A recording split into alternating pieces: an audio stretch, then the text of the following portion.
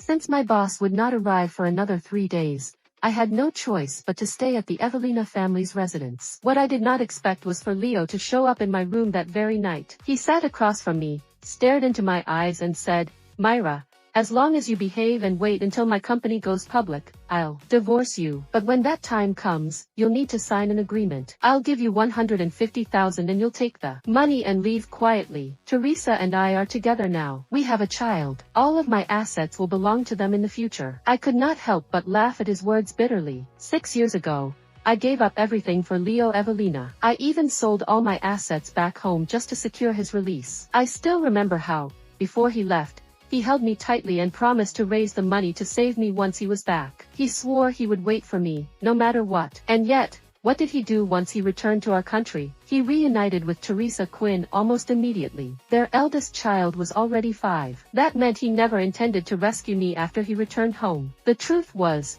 he had already decided I was tainted and unworthy of him. But if it were not for him, would I have ended up in that situation? He was the one who insisted we go on that trip. I did not even want to go. And the ransom money that saved him? That came from selling my own home. Now, facing him again, I scoffed. "Leo, I understand perfectly. Just 3 more days. That was all I needed." I knew my boss had powerful contacts in this country. Once he arrived, everything would fall into place. As for Leo Evelina, he meant nothing to me anymore. "Fine, sign this." He handed me a document. I glanced over it. The agreement allowed for our divorce and he would pay me $150,000 in compensation. Without hesitation, I signed it. "I signed the divorce papers. Leo, can I leave now?" I looked up and asked in a cold voice. "Of course not. You'll stay here for the next few days. You can leave after my company goes public." He looked back at me indifferently as he spoke. After saying that, Leo stood up and walked out of the room. The 2 bodyguards stationed at the door stepped forward and blocked my path,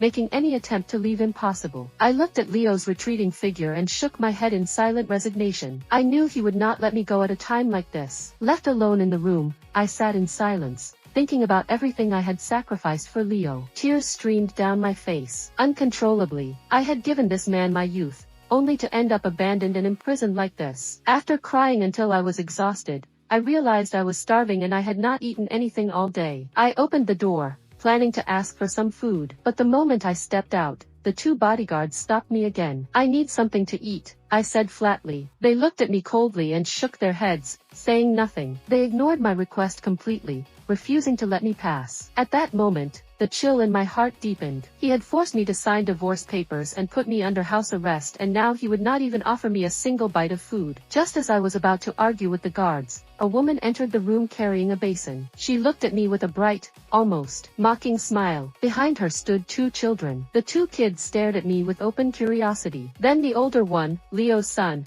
pointed at me and asked loudly, "Mommy, is this the bitch you told us about?" Hearing his words, I stared coldly at the little boy in front of me and said sharply, "I'm not a bitch. Your mother is. You're the bad one. You tried to steal my dad and now you're calling my mom a bitch. I'll beat you up." As he spoke, he lunged at me, his small fists swinging toward my body. I looked at the boy without a trace of emotion and pushed him away. He fell to the ground and immediately burst into loud, pitiful cries. Teresa's expression darkened. Without hesitation, she turned to the bodyguards and snapped, "Hold her down." At her command, the bodyguards forced me to the floor. Teresa stormed up to me and slapped me twice across the face. Pain stung my cheek, but I glared at her, unyielding. "Myra Gray, let me tell you the truth. Leo and I are the ones truly in love. Do you really think he ever loved you? You don't even know the truth that the kidnapping was all a setup. Leo planned it with the kidnappers. He knew you would give up everything for him, so he used that to his advantage. Do you know what he did after you paid the ransom? He took back half of it. That money became the foundation of his business empire today." Teresa looked at me with an icy smile and said coldly, "Because,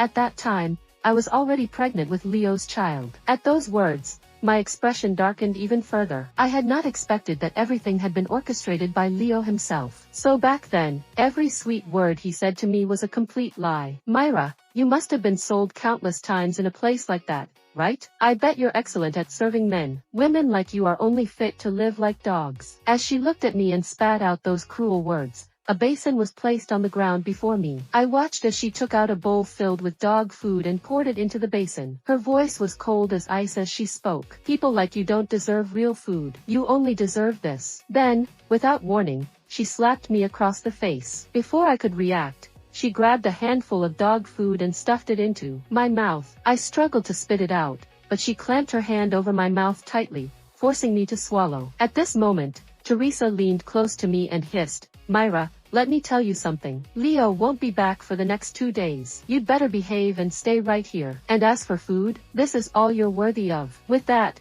she flung the rest of the dog food at me. The little boy watched as his mother pressed me to the floor and shoved handfuls of dog food into my mouth. He burst out laughing, clapping gleefully. "Serves you right, bitch. You should eat dog food. You're just a stray and no one loves you. And you still want to steal my dad from my mom?" Still unsatisfied, he ran up to me and stomped on my face with his tiny feet before turning and walking off proudly. Teresa looked down at me one last time and said mockingly, "What? Can't handle this? You should be used to it by now, no? In a place like that, serving men day in and day out. This is just your normal life, isn't it? Humph. Maybe they let you go because you were too sick and even they didn't want you anymore." I glared at her furiously, but she only smirked with satisfaction before turning on her heels and leaving the room. I knew then Teresa would not be paying attention to me anytime soon.